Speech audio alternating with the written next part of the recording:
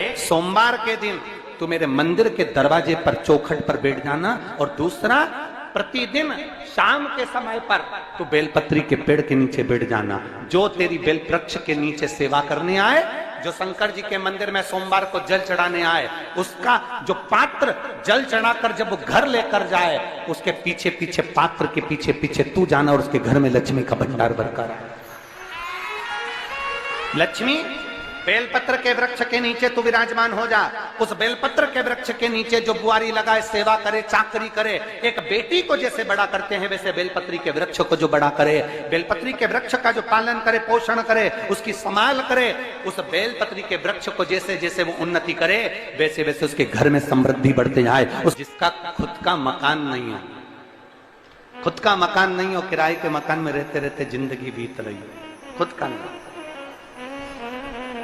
और बहुत दुख का जीवन चल रहा हो, बहुत कष्ट का जीवन, बहुत अपना खुद का कोई मकान नहीं, मान लो प्लाट है पर मकान बन नहीं रहा, या कोई प्रॉपर्टी अपनी नहीं बन रही, तो हम इस व्यासपीठ से कहना चाहेंगे कि एक प्रयोग अवश्य करिएगा, एक प्रयोग अवश्य। अपने आसपास के 5-6 बेलपत्र के वृक्ष देख लीजिए, अपने आसपास के नजदीक के 5-6 बेलपत्र के बड़े बड़े वृक्ष देख लो या छोटे वृक्ष देख लो। उन 5-6 वृक्ष को धीरे धीरे उनकी सेवा करना प्रारंभ करो, उन वृक्षों को बड़ा करना प्रारंभ करो, उन वृक्ष सफाई करना प्रारंभ करो, उन वृक्ष को जल देना प्रारंभ करो, उन वृक्ष को आप खाद देना प्रारंभ करो, उन वृक्ष की सेवा संभाल करना प्रारंभ कर दो, उस वृक्ष के नीचे बुआरी काटना प्रारंभ कर दो, झाड़ू लगाना प्रारंभ कर दो, उस वृक्ष के नीचे सफाई करना प्रारंभ कर दो। उस बेलपत्री के 5-6-7 वृक्ष को आप गोद ले लो। गोद लेना मतलब मैं इसकी सेवा करूंगा, मैं इसमें जल दूंगा, मैं इसके खाद दूंगा, मैं इसकी सेवा करूंगा, कुछ मत करो, बस केवल इस शरीर से उस बेलपत्र के वृक्ष की सेवा करना रोज प्रारंभ कर दो। 6 महीना इंतजार करना और 6 महीना सेवा करना, 7वां महीना आपका और हमारा, और बताना कि भोलेनाथ ने प्रॉपर्टी दिलाई कि नहीं दिलाई और आगे बढ़ाया।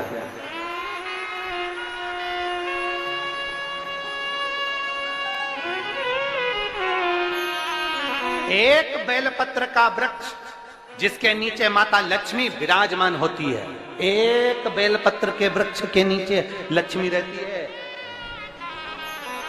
दुनिया के लोग कहते हैं लक्ष्मी जी का दिन कौन सा है, बोलो जम के जल्दी से।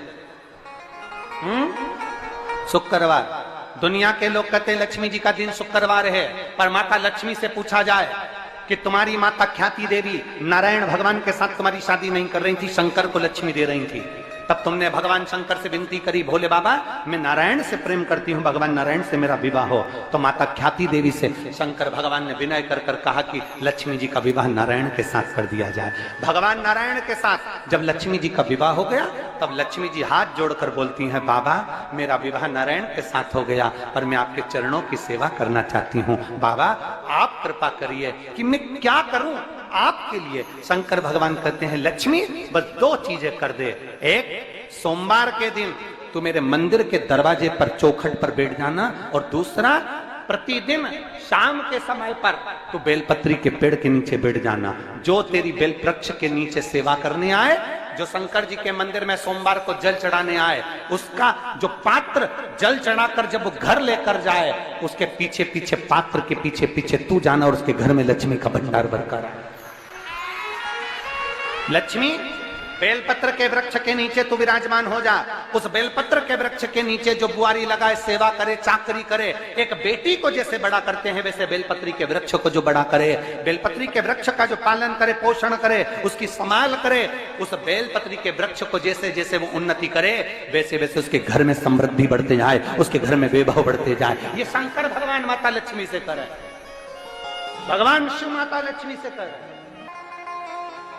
तो भस्म, अगर शिव के मंदिर में भस्म मिल जाए, शंकर पर चढ़ी हुई भस्म अगर मिल जाए तो, और अगर भस्म ना मिले ना, तो शंकर के जो शंकर भगवान का जो शिवलिंग है, शिवलिंग के आसपास में जो जलाधारी है, यहाँ अगर भस्म ना मिले तो इस जलाधारी पर अपना हाथ स्पर्श कर कर अपने तन पर उसको लगाकर जरूर आओ। भस्म एक शंकर पर चढ़ा हुआ जल, दूसरे नंबर पर है शंकर पर चढ़ी हुई भस्म। ये दो स्पर्श जरूर, स्पर्श।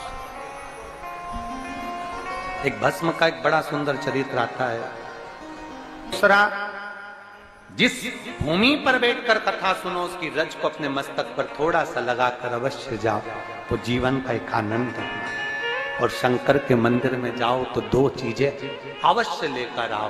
पहला, शंकर जी पे चढ़ा हुआ, जम के बोलो, जल अवश्य लेकर आओ।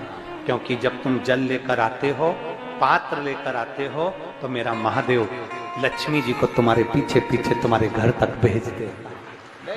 चढ़ी हुई खाओ, लोग कहेंगे शंकर पर चढ़ा हुआ ये मत पाओ। हम इस व्यासपीठ से निवेदन करना चाहेंगे कि आप अगर दिल रखकर अपने बाबा से कहोगे ना, तो बाबा पर चढ़ा हुआ जो जल है ना, वो जल साधारण नहीं रहता। मेरा भोलेनाथ जब दुनिया को अमृत देता है तो तुमको भी अमृत दे देता है। दो चीजें कभी मत छोड़ो। अगर मंदिर में गए हो तो दो चीजें कभी मत छोड़ो। कथा में गए हो तो दो चीजें कभी मत छोड़ो। एक, कथा श्रवण करना। दूसरा, जहां कथा बैठकर सुनते हैं वहां की रज को अपने मस्तक पर लगाना।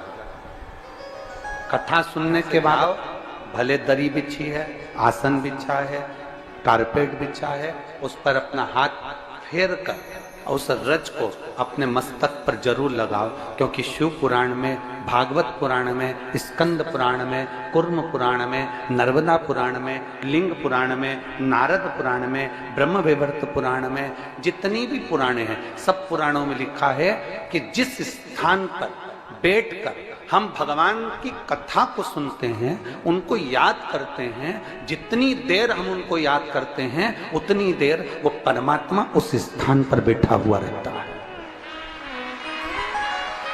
हाथ रखकर बोलना, शंकर भगवान से तुम्हारा रिश्ता कौन सा?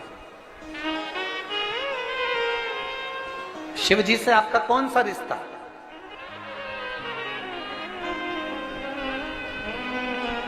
शंकर भगवान को आप क्या मानते हो? हमने आपको एक संबंध बताया था कि सीहोर कुबेरेश्वर धाम आपका मायका है। तो हम आपके भाई हैं, तो शंकर भगवान आपके पिता हैं, आपके बाप हैं, आपका बाबा है, आपका दादा है।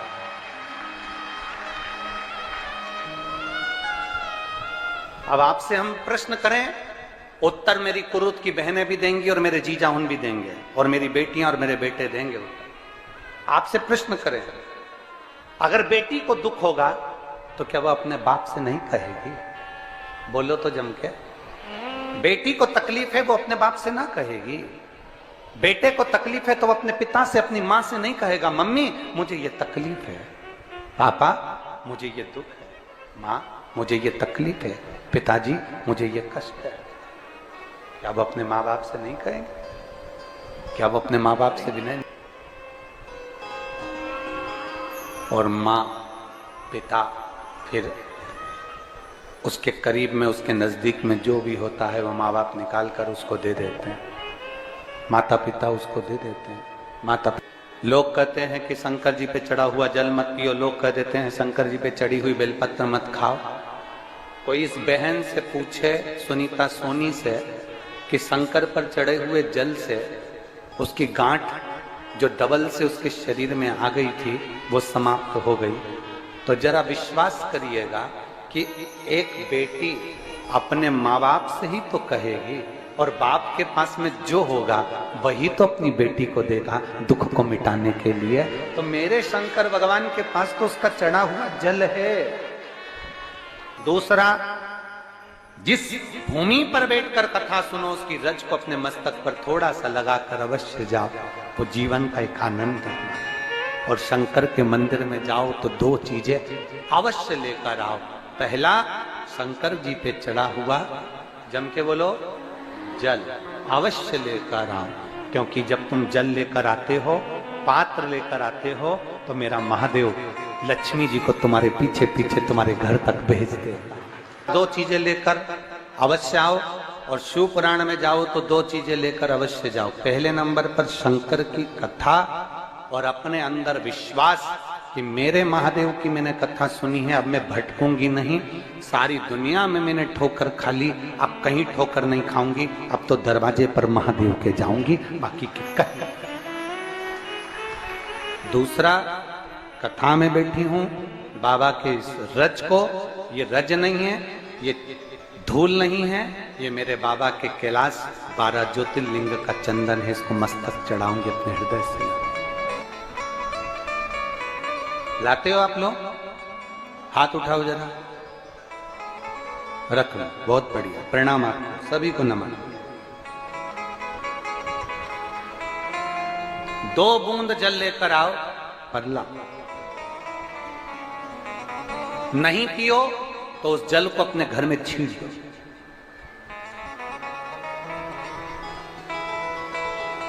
नहीं पी सकते, उस जल को छीन लो। सारे घर के लोग नहीं पी रहे, उस जल को मटके में डाल दो, हंडे में डाल दो। 2 बूंद जल हंडे में डाला, सब पी गई। आपको अलग अलग किसी को देने की जरूरत नहीं पड़ी, किसी को नहीं। हंडे में डाल दो, मटके में डाल दो, सब उस पानी को पीना आरंभ करो।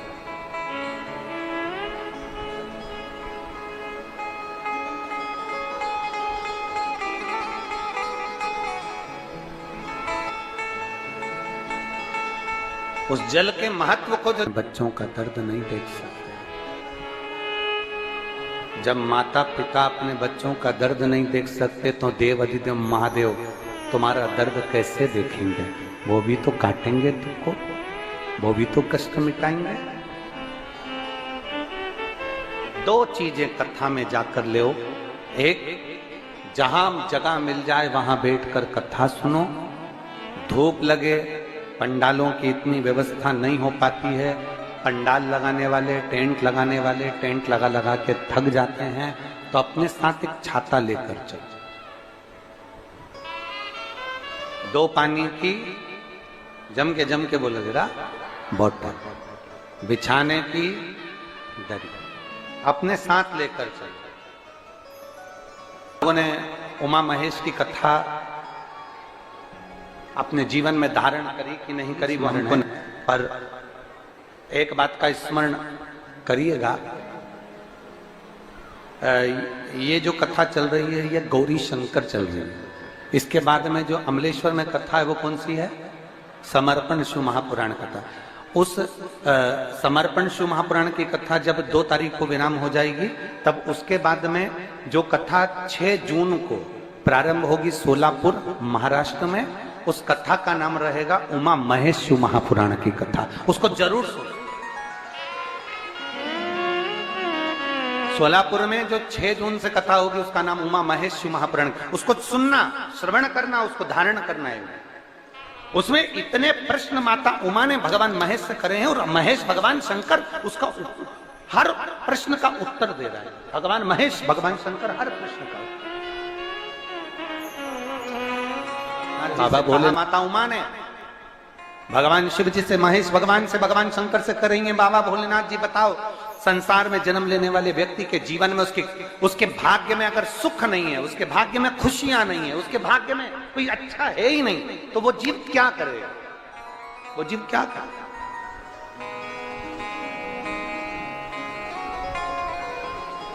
भगवान शंकर कह रहे हैं, पार्वती,